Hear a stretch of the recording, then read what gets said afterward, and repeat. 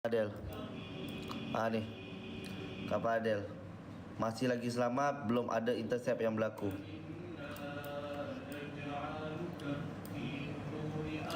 Bang, kalau siang setan-setan tu biasalah. Setan-setan tu kalau siang dia kepanasan. Namanya juga setan. Namanya juga setan, mestilah dia berkeliar malam.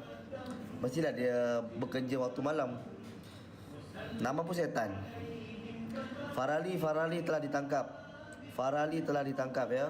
Ulang suara, Farali telah ditangkap. Ni dia. Ni. Ini dia Farali ya. Farali. Lagi siapa? Ilyas, Balkis, Heliza Helmi. Lagi siapa ni? Hazwani Helmi, Zizi Karina telah pun ditangkap.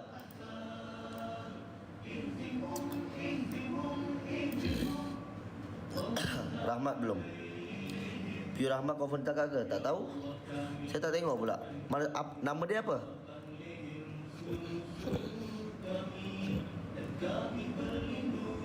Nama Piu Rahmat apa? Nama betul dia. Tak ada pun kat sini. Tak ada kat sini, belum lah kot. Piu Rahmat belum. Piu Rahmat belum. Kalau attacker tu maksudnya kena tangkap.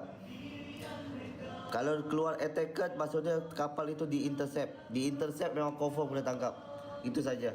Kalau dekat tracking ini dia keluar attacker dekat satu kapal tu, berarti kapal tu telah di-intercept. Kalau kapal tu telah di-intercept, memang confirm orang yang ada dalam kapal tu ditangkap ataupun ditawan.